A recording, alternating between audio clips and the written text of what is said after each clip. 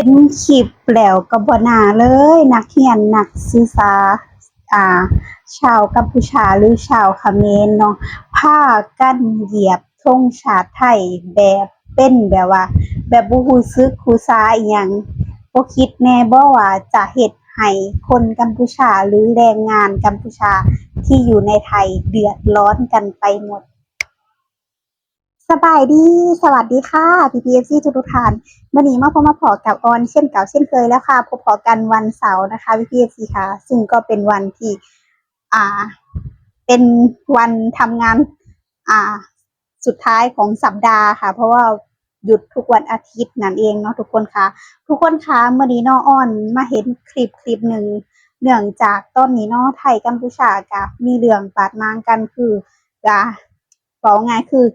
ทางกัมพูชาหรือว่าเขมรเนาะรุกล้ำดินแดนของทางฝั่งไทยเนาะเฮ็ดให้ฝั่งไทยเว้าง่ายคืออยากสันติเนาะแต่ว่าทางกัมพูชาบ่อยากสันติอยากให้เกิดสงครามหรืออยากให้เกิดการปะทะกันแบบรุนแรงเฮ็ดให้หลายๆคนหลายๆฝ่ายเกิดความบ่พออกบ่พอใจเนาะเว้าง่าย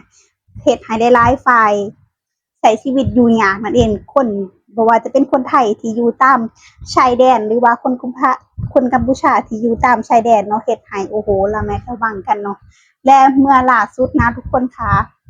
อ้อนก็ได้เห็นคลิปหนึ่งนะโอ้โฮอ้อนเห็นแล้วก็บ่น่าเลยเนาะทั้งที่ตัวเองเป็นนักเรียนนักศึกษาน่าสิแบบมีความคิดหรือ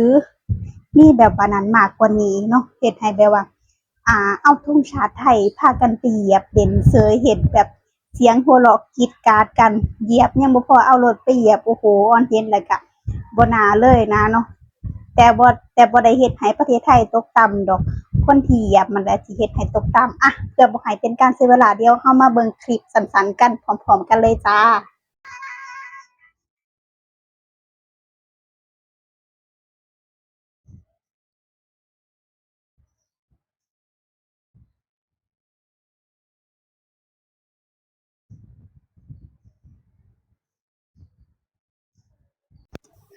ได้รับชมรับฟังแล้วรู้สึกเป็นจั่งใดกันแหน่เนาะทุกคนสำหรับอ้อนนะความคิดว่า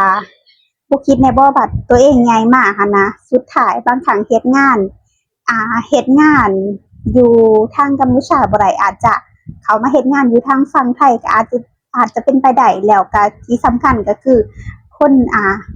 แรงงานเนาะชาวกัมพูชาทั้งหลายเนาะที่เขามาเฮ็ดงานอยู่ทางฝั่งไทยเขาก็หาอยู่หากินคือให้ครอบครัวมีอยู่มีกินเนาะ บอกง่ายคือเขาอยู่แบบอันนั้นหั้นนะเขามาหาเงินหาค่ำแต่คนในประเทศตัวเองผัดว่าเอาธงผู้ที่มีบุญคุณเนาะผู้ที่มีบุญคุณกับประเทศเจ้าของไปเหยียบน้ำช้ำใจเหมือนคล้ายๆว่าเหมือนเอาง่ายคือเป็นเรื่องแบบว่าเด็กน้อยอะเนาะทุกคนเนาะเด็กน้อยที่แล้วก็บ่มีความคิดมันเด็กน้อยแต่ขนาดผู้ใหญ่ก็ยังแบบอ่าออกมาเว้าอยู่สม่ำเสมอนะว่าถ้าอย่างจั่งซี้มาเข้มบ่ว่าจะเป็นเข้มหั้นเข้มนี้เนาะเข้มทางหั้นทางนี้ของไทยเนาะเข้มสารพัดนะทุกคนแล้วเฮ็ดให้ทั้งชาวไทยเห็นแล้วก็คิดเห็นว่าอย่าให้เจ้าใหญ่แล้วเจ้าเข้ามาเฮ็ดงานอยู่ทางฝั่งไทยเด้อสาวเนาะคืออยากให้ละอายในใจหั้นนะคือแต่สำหรับแอดมินคิดว่าเนาะคิดว่านะอันนี้คือความคิดเจ้าของเนาะว่า ถ้าเป็นเด็กน้อยเนาะก็บ่ควรเฮ็ดแบบนี้เพราะว่าธงชาติไผก็รักหั้นนะธงชาติผู้ใดก็รักแล้วก็เงินค่ำคือกันเนาะเงินค่ำผู้ใดถึงจะเฟ้อถึงขนาดใดก็บ่ควรเฮ็ดแบบนี้เพราะว่ามันบ่ดีอะนะมันบ่ดีมันเป็นมุมมองที่ดีอันนี้คืออ้อนเห็นตัวอย่างคนไทยนะคนไทยบอกเลยว่าเขาบ่เคยเฮ็ดได้เขาบ่เคยเฮ็ดสิว่าเอาธงชาตินั้นธงชาตินี้มาเหยียบน้ำใจแล้วก็เอาเงินประเทศนั้นประเทศนี้มาเหยียบน้ำใจคือเขาบ่เฮ็ดเพราะว่าเขายังรู้บ่การศึกษาเขาสูงคนที่เขามีการศึกษาสูงอะเขาจะมองเห็นว่าเฮ้ยน่าเห็นอกเห็นใจมากกว่าที่จะมาซ้ำเติมอาแม่นบ่ล่ะพี่ๆ FC เท่าที่อ้อนอยู่กับคนไทยได้อันนี้คืออ้อนบอกเลยเท่าที่อ้อนอยู่กับคนไทยเนาะคือคนไทยคนรวยๆคือเขาน้อยนักที่จะแบบ ใส่เฮาแบบนี้เขาใส่แบบเกรงใจเขาใส่หาพี่ออนหยิบนั่นหยิบนี่ให้หน่อยยิ้มให้แล้วก็ขอบคุณนะครับขอบคุณค่ะอย่างประมาณนี้อ่อนว่ามีเนาะคนที่เขามีการศึกษาที่ดีเขาบอกง่ายคือเขาจะบ่เหยียดคนที่มีฐานะยากจนหรือคนประเทศนั้นที่ว่าเขามาเฮ็ดงานหรือว่าเขามาหางานอยู่ในประเทศนั้นประเทศนั้นเนาะเขาบ่เคยเฮ็ดจังซี่จักเทื่อเท่าที่อ่อนอยู่กับเท่าที่อ่อนซึมซับกับคนไทยเนาะเขาบ่เคยเฮ็ดแบบนี้จักเทื่อส่วนมากจะมีแต่ของรอบข้างรอบแอวไทยนี่แหละเนาะที่แบบมาใจหลายมากจังซั่นจังซี่เนาะ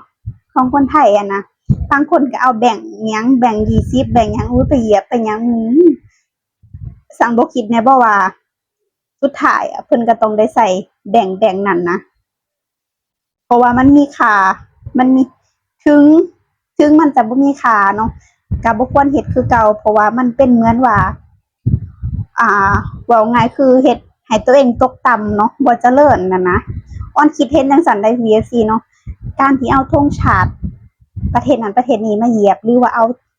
อาแบ่งของประเทศนั้นประเทศนี้มาเฮ็ดสิ่งที่บ่ดีมาเผาบ่หรือมาเหยียบน้ำใจอิหยังก็แล้วแต่เนาะมันเป็นสิ่งที่บ่ดีอยู่แล้วเป็นคนที่แบบบ่มีการศึกษาถึงจะเรียนคือกันเนาะเหมือนที่เห็นในคลิปต้นเรื่องเลยทุกคนถึงจะเป็นนักเรียนเนาะก็ยังเฮ็ดเหมือนสนุกสนานเนาะแต่อ้อนบอกไว้เลยว่าอนาคตข้างหน้าพวกเจ้าต้องเดือดร้อนแน่นอนเพราะหยังรู้บ่เพราะว่าณตอนนี้เนาะทางไทยทางกัมพูชาเนาะมีเรื่องอิหยังกันคืออ้อนก็ได้ติดตามข่าวตลอดแต่ว่าอ้อนก็บ่ได้เฮ็ดคลิปเนาะเพราะว่าบางครั้งก็อิหยังการเมืองบางครั้งอ้อนก็บ่ได้แบบว่าสิแบบติดตามแล้วก็แบบอันนั้นนะเพราะว่าช่วงนี้ก็บ่ได้ว่าสิติดตามก็ติดตามข่าวอยู่แต่ว่าบางครั้งก็เว้าบ่ออกหั้นนะทุกคนเนาะเพราะว่ามันเป็นเรื่องของภายใน2ประเทศเนาะ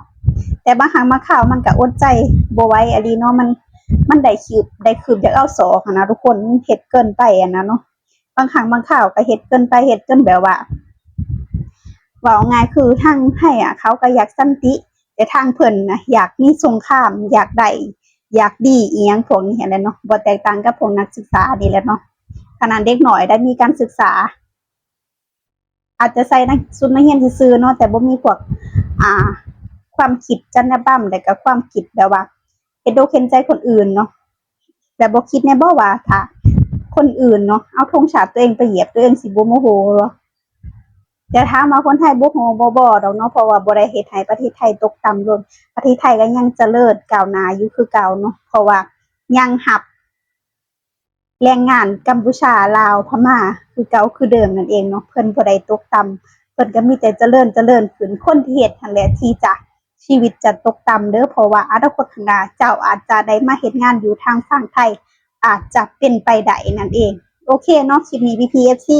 มีความคิดเห็นจะได้กันแน่ก็อย่าลืมคอมเมนต์มาพูดคุยกับอ้อนเด้อจ้าเนาะช่วงนี้อ้อนบางครั้งก็ลงคลิปบางครั้งก็บ่ได้ลงคลิปต้องขอโทษขออภัย PPFC หลายๆเด้อจ้าเนาะบางครั้งก็มีเวลาบางครั้งก็บ่ได้มีเวลาเนาะแต่ก็สิพยายามลงคลิปคู่มืออะไรอัปเดตข่าวอัปเดตสารเนาะพอได้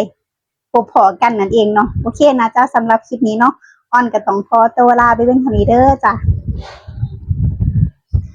ขอบคุณ PPFC ทุกท่านที่รับชมรับฟังและเป็นกำลังใจให้จ้าพอกันใหม่ EP หน้าค่ะสวัสดีค่ะ